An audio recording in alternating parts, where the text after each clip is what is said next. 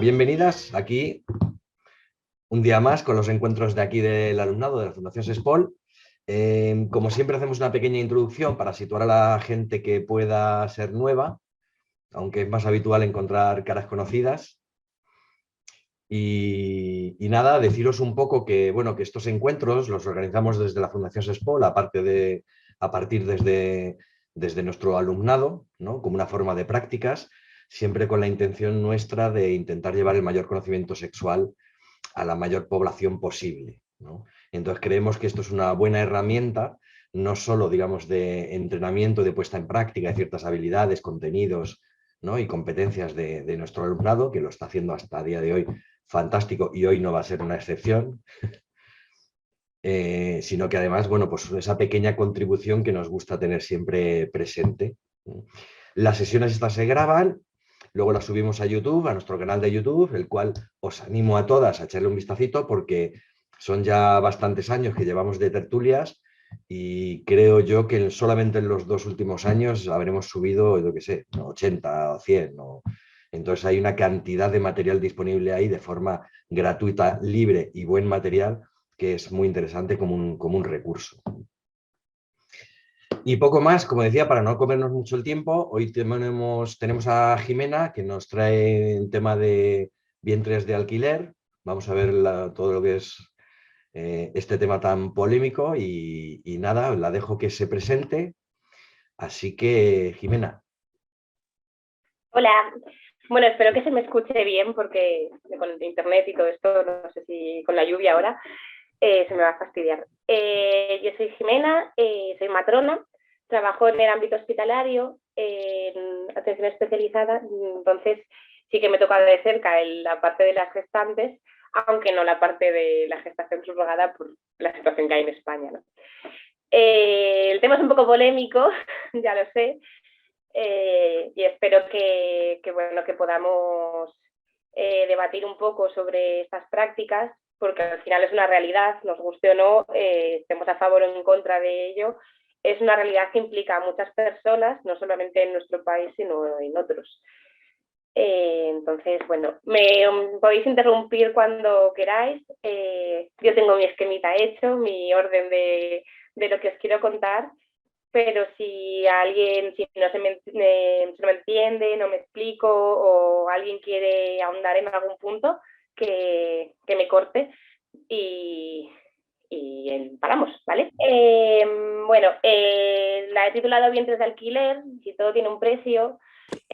No me voy a referir al proceso como vientres de alquiler a lo largo de la presentación, sino como gestación subrogada, pero sí que me parecía importante llamarlo así, un poco pues, para generar la polémica, ¿no?, de lo que implica todo esto y de cómo al final está inmerso en el capitalismo, ¿no?, en el que vivimos y cómo al final es como si alquilásemos, comprásemos úteros, vientres, ¿no?, con este proceso.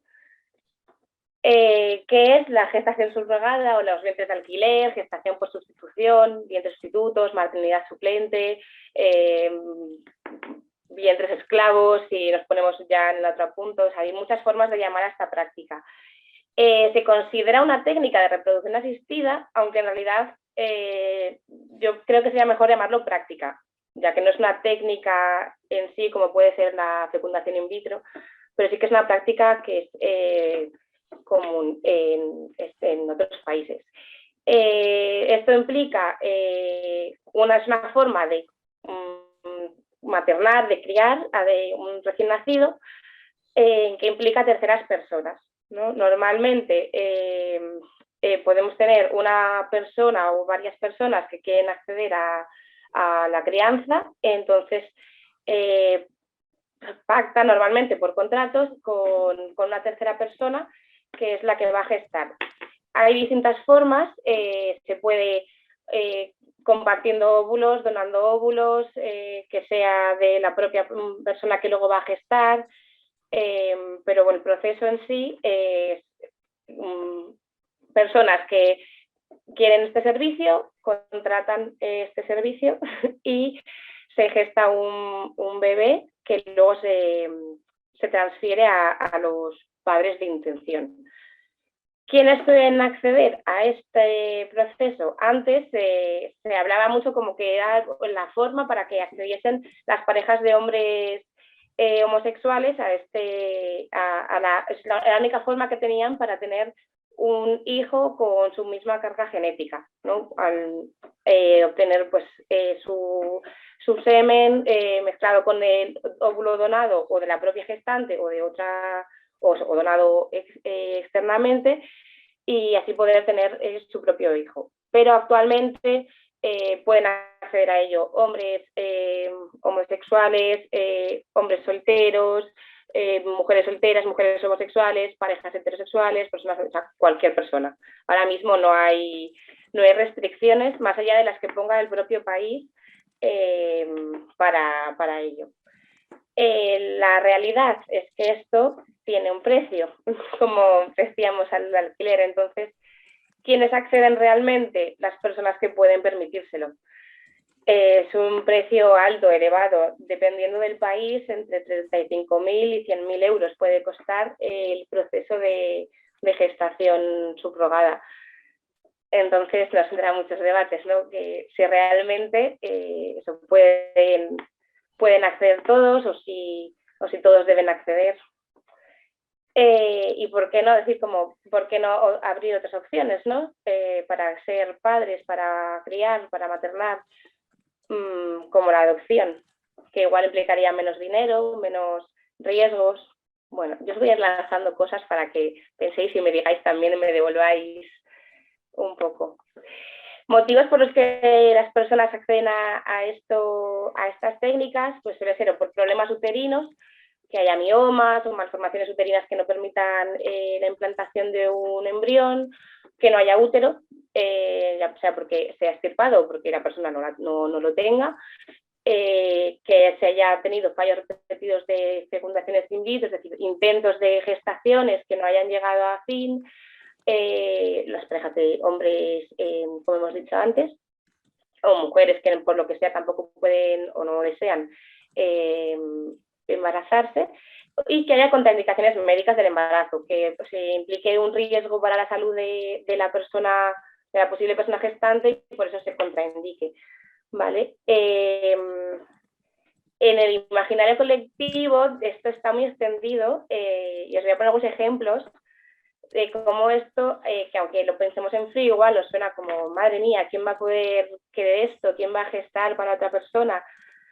Desde la serie de Friends mismamente ya teníamos a Phoebe Buffet siendo la gestante altruista de su hermano, ¿no? Teniendo a sus sobrinos, porque no podían, porque la pareja de su hermano era una mujer mayor, que es un poco el mismo modelo que se tiene ahora mismo, ¿no? Mujer mayor que no tiene ya capacidad para gestar, y se accede al cuerpo de una mujer más joven que sí que tiene esta capacidad. Pero si nos ponemos a investigar, yo me he quedado alucinada por la cantidad de famosos que tenemos que han tenido hijos de esta forma. Y tanto en el extranjero, como pueden ser pues eso, Nicole Kidman o Sarah Jessica Parker, que han tenido, o Kim Kardashian, que han tenido hijos de esta forma, en Estados Unidos, que es un país en el que es legal, pero también tenemos aquí a Miguel Bosé o a este presentador cuyo nombre ahora no recuerdo, que está aquí abajo, que también que son españoles y han tenido hijos de esta forma. Algunos motivos de estas personas son porque son parejas homosexuales o hombres solteros que no han podido, que no tienen otra forma de acceder, digamos, entre comillas, a la crianza. Pero bueno, también tenemos a Cristiano Ronaldo con sus gemelos, pero otros casos son parejas como pues Sarah Jessica Parker, Nicole Kidman, que tuvieron sus propios hijos en un principio y en los siguientes embarazos no especifican por qué, si no quisieron o no pudieron tenerlos de esta forma, y pasan a elegir esta práctica. O Kim Kardashian, que alegó que había tenido embarazos de riesgo y no se recomendaba otro embarazo, con lo cual accede a terceras personas para gestar. Y entre todos estos hay otros que no dan sus motivos, o Lucy Liu, que dijo que no veía un momento en su carrera profesional para quedarse embarazada, pero sí que quería ser madre, entonces accedió a esta forma. Esto ya da el debate de qué es más moral, menos moral para hacer, quién puede permitírselo o no. Esta gente sí, nosotros no, vamos. En cualquier caso, me parece importante abordarlo desde los principios de la bioética. La bioética es la aplicación de la ética a las ciencias de la vida. Nos ayuda como a lograr dar respuesta a los problemas morales que se crean por el avance de la ciencia. Son cuestiones de vida humana. No tanto a nivel individual, que también se abordan, pero a nivel social, ¿no? de cómo afecta a la sociedad. Y la bioética se basa en 4 principios fundamentales, que son no maleficencia, justicia, beneficencia y autonomía, que se pueden enmarcar en ética de mínimos y ética de máximos. La ética de mínimos serían el nivel universal o lo fundamental que tiene que asegurarnos el Estado, que son la no maleficencia y la justicia, lo más básico. Y la ética de máximos serían el nivel particular de cada individuo, que sería la forma de asegurar el ámbito privado. Y sería beneficencia y autonomía. En el momento en el que haya un debate que genere conflicto entre estos principios, se tiene que primar el mantener los principios de la ética de mínimos, es decir, la no maleficencia y la justicia. Si nos centramos en estos debates que hay alrededor de la gestación subrogada, vemos que muchos se centran en justificar la ética de máximos, ¿no? Como el principio de autonomía o de beneficencia, y se olvidan un poco de los de la ética de mínimos, cuando debería ser al revés, ¿no? Si nos falla uno de los principios de la ética de mínimos, digamos que ya podríamos cortar el debate, ¿no? Y decir, pues ya está, esto no es ético. Voy a analizarlos un poco uno a uno. Repito que si me queréis cortar, me cortéis, por favor. Y la ética de mínimos, el principio de no maleficencia, se trata de evitar el perjuicio, ¿no? Tanto a nivel físico, social o emocional de las personas, lo que sería el primum non nocere, que es, lo primero es no hacer daño, y ahí nos podemos plantear si realmente se está teniendo en cuenta cuando, para que se produzca una gestación subrogada, las mujeres gestantes tienen que pasar por un proceso de tratamientos de fertilidad previo. Ya no hablemos si encima hay una donación de óvulos, en la que también la persona que dona los óvulos tendría que tener una hormonación previa, que no olvidemos que son tratamientos que no son inocuos para el cuerpo. Y luego pasa por todo el proceso del embarazo, del parto y del puerperio, cuando encima muchas veces estos procesos acaban con una cesárea programada para evitar posibles complicaciones en el proceso del parto. Aquí me parece que hay debate para largo y tendido, porque nos podemos centrar en los posibles daños de los tratamientos de fertilidad, las posibles complicaciones del embarazo en sí, que al final, cuando nos embarazamos de una forma espontánea, digamos que se asume, ¿no? Que hay unos riesgos asociados, que hay unas complicaciones que pueden pasar, y tanto en el proceso del embarazo como en el parto, o en el posparto. Pero en estos casos no siempre se tiene en cuenta cuánto esas complicaciones, ¿no? A la hora de establecer estos contratos. Y si se tiene en cuenta, muchas veces la perjudicada es la persona gestante, que si tiene un aborto espontáneo, pues se acaba el proceso y no ve retribución en lo que ya ha pasado, ¿no? Por lo que ha pasado a su cuerpo, o si se complica el embarazo, si le deja secuelas el parto. Todas esas cosas habría que tenerlas en cuenta de cara a plantearse pues los contratos que se establecen, ¿no? En la gestación subrogada. El principio de justicia habla de una justicia distributiva, es decir, que toda la población tenga un acceso a los mismos servicios.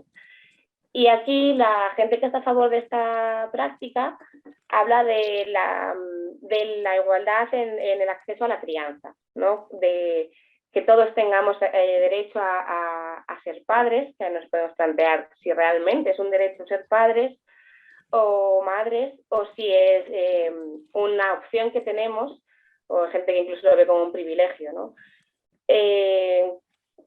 eso, planteando si es un derecho, el derecho a maternar, a criar, muchas otras formas de maternar o de propiciar a criaturas que no tienen por qué pasar por la implicación de terceras personas en el proceso, de una forma tan, tan corporal, digamos.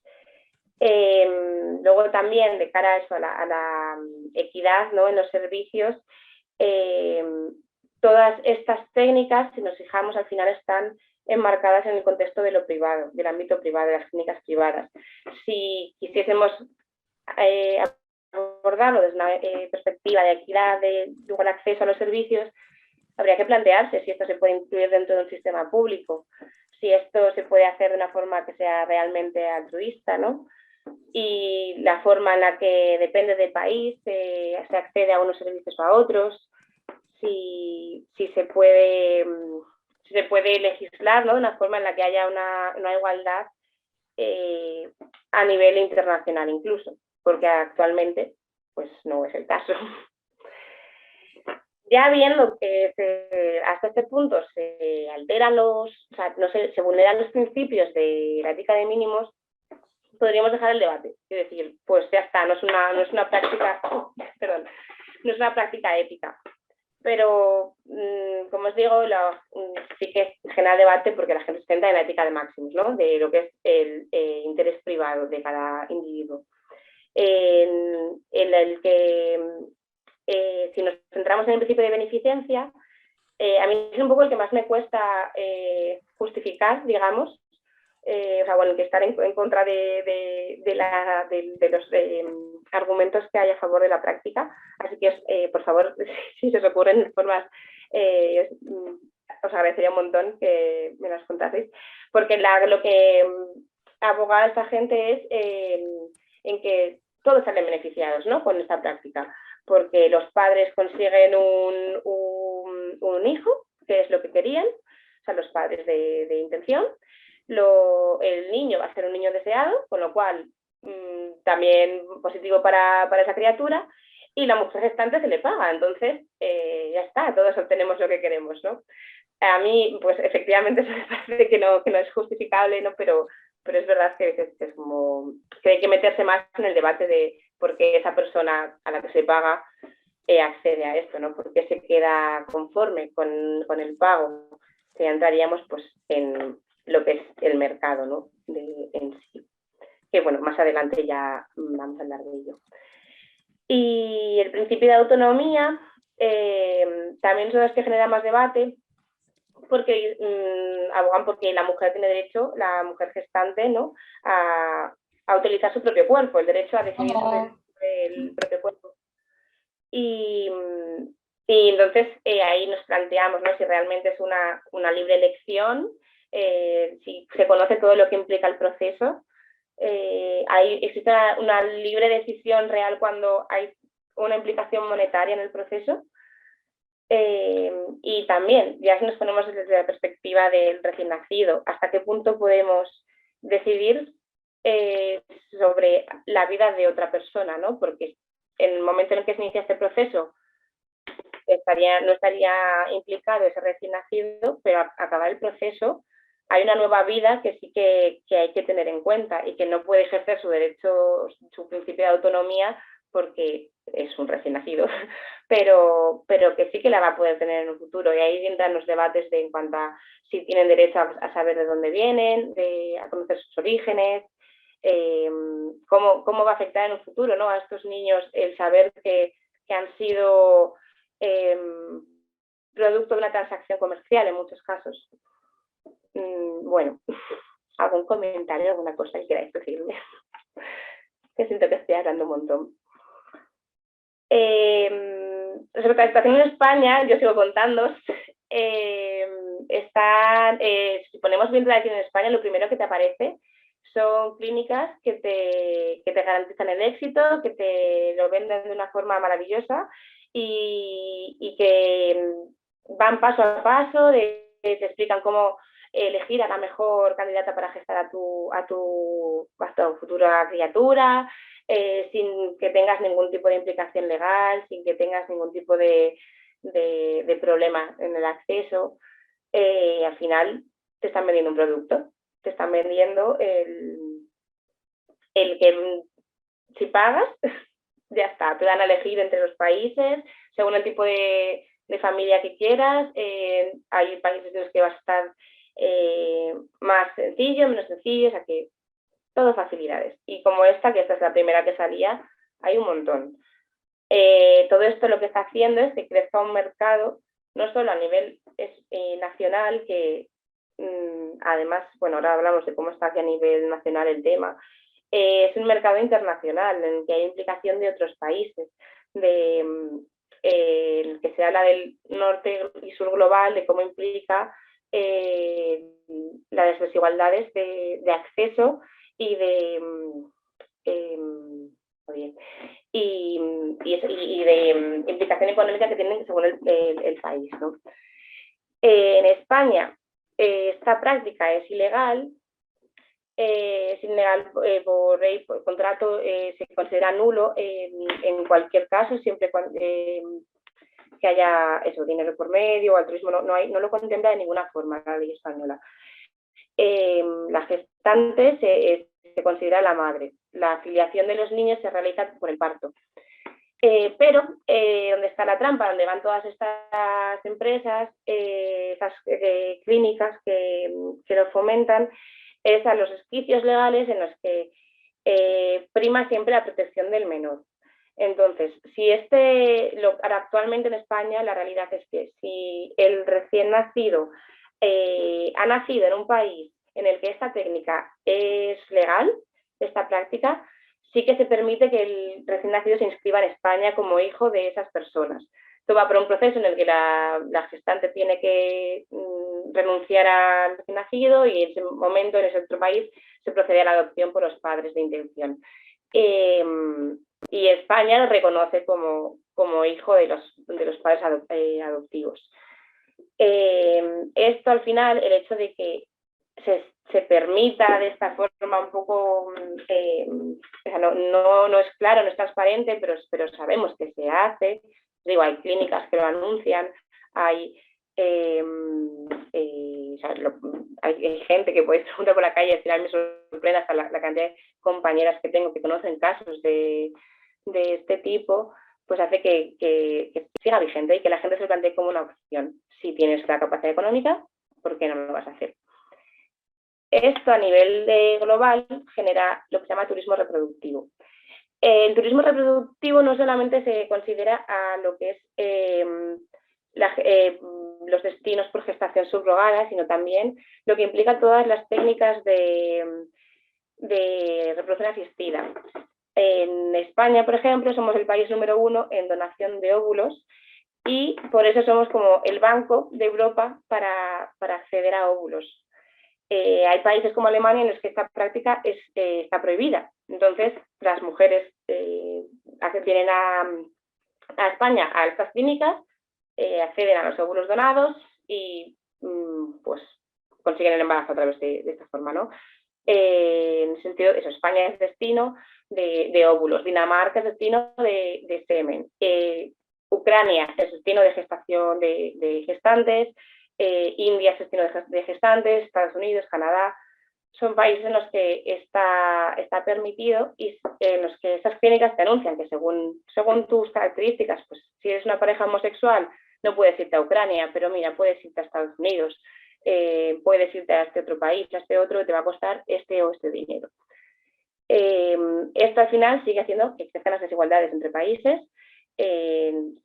porque al final los que acceden a ser gestantes, tenemos países como Ucrania o India, con unas condiciones muy precarias de las mujeres gestantes, o en el caso de la donación de óvulos en España, monetizar esa donación altruista supuestamente, en la que la donación tiene una compensación que es mayor que el sueldo mínimo. Entonces, se establece eso, aparte del turismo, todo un mercado reproductivo que ahora mismo no está creciendo y nadie está controlando, nadie está poniendo medidas, ¿no? Y además esto genera otra parte de desigualdad que es entre las propias mujeres. Esto al final hace que existan mujeres que estén capacitadas como para ser gestantes y mujeres que están capacitadas para ser donantes de óvulos. En ese caso, y bueno, para ser futuras madres, ¿no? Según la capacidad económica, según la clase social, según la raza, hace que haya diferencias. E incluso entre las mujeres de nuestro propio país y las de otro. España, por ejemplo, no permite esta técnica porque por las implicaciones que tiene de protección de la mujer y demás, pero sin embargo está permitiendo, aunque no sea públicamente, que estas técnicas se realicen en otros países. Es una forma de decir, como si lo hacen en otro país, esas mujeres pueden hacer lo que quieran con su cuerpo, pero las de España no, las protegemos y protegemos su capacidad reproductiva, ¿no? Que a mí esto me hace plantearos que son cosas que igual muchas veces no lo pensamos, ¿no? Como igual vemos nuestra burbuja y nuestro propio país, pero es que esto tiene implicación en las mujeres que tenemos a nuestro alrededor en otros países, ¿no? Que están en una situación quizás más precaria o no. Todo esto está haciendo que crezcan, pues, lo que sabemos ya, ¿no? De las granjas de mujeres, que ha salido también ahora con todo lo de Ucrania, que se mercantilice el cuerpo de la mujer y que haya un control. Respecto a las granjas, además, es que esas granjas, como se les ha llamado, de mujeres, sí que se conoce que ha habido, ya no solo en Ucrania, pero en India y en Vietnam, ha habido redes de trata de mujeres para ser gestantes y para poder luego vender esas criaturas que gestaban. ¿Cómo se puede controlar esto? ¿Prohibiéndolo o no prohibiéndolo? Pues buena pregunta, ¿no? ¿Cómo frenarlo? Y todas estas dudas que nos pueden surgir a nivel moral, se intenta establecer un contrato para darle como una sensación de tranquilidad, ¿no? De tranquilidad moral a las personas que acceden a esto. Al final tú piensas que estás haciendo un contrato, la otra persona está firmando un contrato, no volvemos a esa capacidad, ese principio de autonomía, de decisión, de esta persona está decidiendo libremente. Estos contratos que están vistos en muchos sitios como contratos de la gestación, hay países como en India en los que se piensa también como en un contrato laboral y en los que se habla incluso de si realmente está surgiendo este mercado laboral. Igual hay que plantearse si de verdad queremos que sea un trabajo, qué derechos estamos dando a esas trabajadoras, ¿no? No tienen derecho a huelga, por ejemplo, ¿no? Tú no puedes decidir, no, ahora hago huelga, ya no quiero esta gestación, pues ahora este mes no me preocupo por el feto que llevo dentro. O no hay separación de la vida privada con la vida laboral. En el momento en el que estás embarazada no puedes separar, es 24/7, ¿no? O no puedes revocar el contrato. O si hay veces que no se plantea, ¿no? ¿Qué pasa si hay complicaciones, si hay una malformación del feto? O si no quieres separarte del bebé, si hay un aborto. Ya se han registrado varios casos en los que o la mujer gestante se finaliza el proceso y no, pues si ha habido, por ejemplo, un aborto, una malformación y no se compensada económicamente, y otros en los que no, esto fue en India, si no me equivoco, en los que jugando encima con la barrera idiomática de las mujeres, no estaban informadas de que en caso de malformación o de abortos, ellas tenían que pagar a los padres por los perjuicios, ¿no? Digamos, del proceso fallido. Todo esto nos hace también plantearnos, a ver, si estamos hablando de que esto es una compensación por el proceso, ¿no? Por las molestias que puede haber en el proceso, ¿por qué en el momento en el que el recién nacido no tiene las características deseadas, ¿no? Como en el caso de una malformación, ese bebé ya no es deseado, ya no queremos este bebé. O eso, o si el proceso ha sido fallido por algún motivo, se interrumpe, ¿no? Pero al final lo que nos interesa es el bebé sano, perfecto y en buenas condiciones. De hecho, también ha habido casos en los que embarazos gemelares, uno de los dos recién nacidos tenía síndrome de Down, el otro no, y los padres deciden quedarse solamente con el que consideran sano.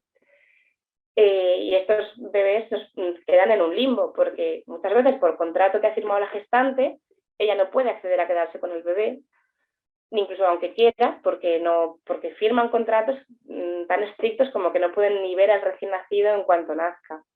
Se quedan en un limbo tanto legal como físico, porque no están desamparados, ¿no? No sé qué más se va a decir de esto. Y además de estos contratos, que muchas veces cubren, digamos, lo que son los 9 meses del embarazo, ¿no? Como si, pues eso, es el trabajo, son los 9 meses del embarazo lo que te cubren. Pero en realidad, estas mujeres no son 9 meses lo que se someten a tratamientos. Al final están prácticamente entre año y medio, 2 años, con todo el proceso entre la hormonación previa para la fecundación in vitro, el proceso del embarazo y el posparto. Y eso lo decimos. ¿Alguien paga las secuelas? Porque si tú tienes un accidente laboral o tienes un problema derivado de tu trabajo, estás cubierto. Pero si tú por la cesárea que te hacen para tener a este bebé, o si fuese un parto, tienes una complicación que luego te deja molestias en la cicatriz, problemas urinarios, ¿alguien cubre eso? Ya no metiéndonos en la parte psicológica de la separación del recién nacido, del duelo de separación. Esto no está cubierto, no está ni contemplado siquiera. Por todo esto se habla de eso, vientres esclavos, ¿no?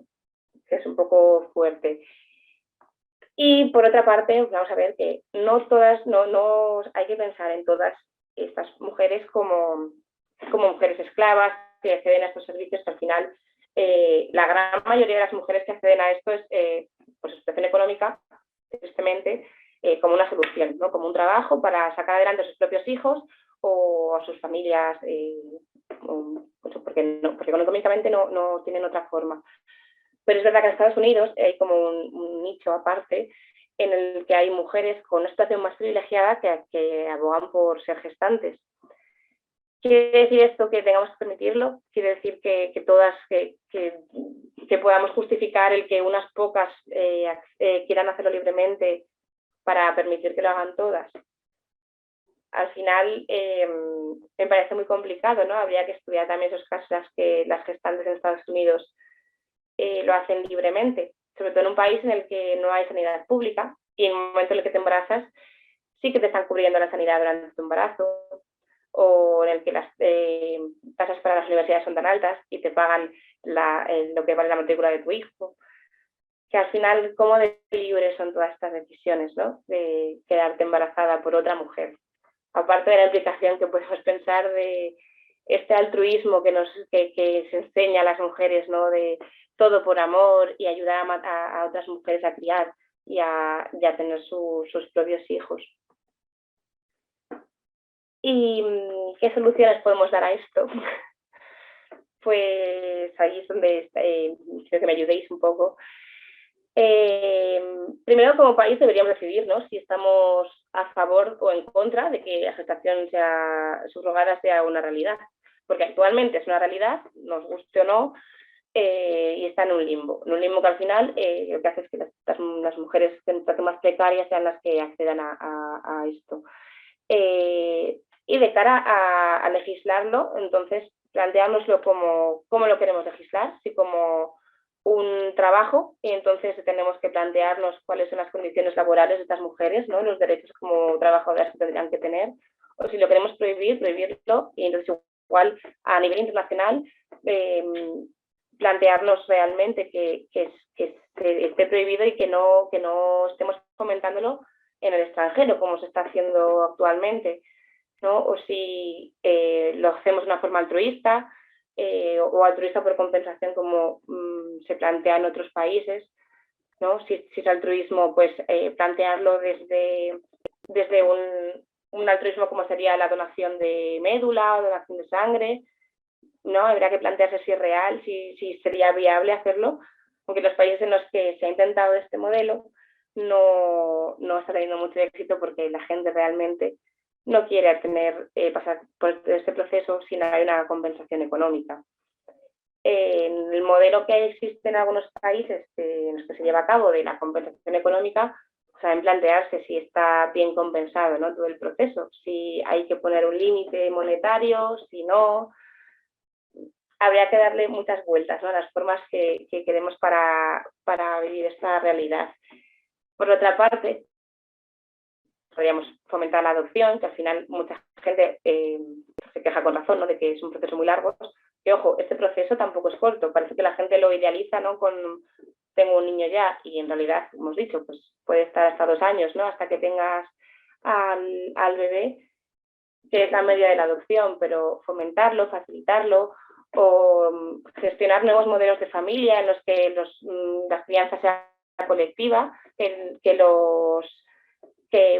hubiesen más de dos personas, ¿no? A cargo de un menor, o sea, fomentar pues, crianzas en comuna, idealizar lo que es la afiliación, ¿no? Por la genética en todo esto. No sé, ¿se os ocurre alguna cosa más?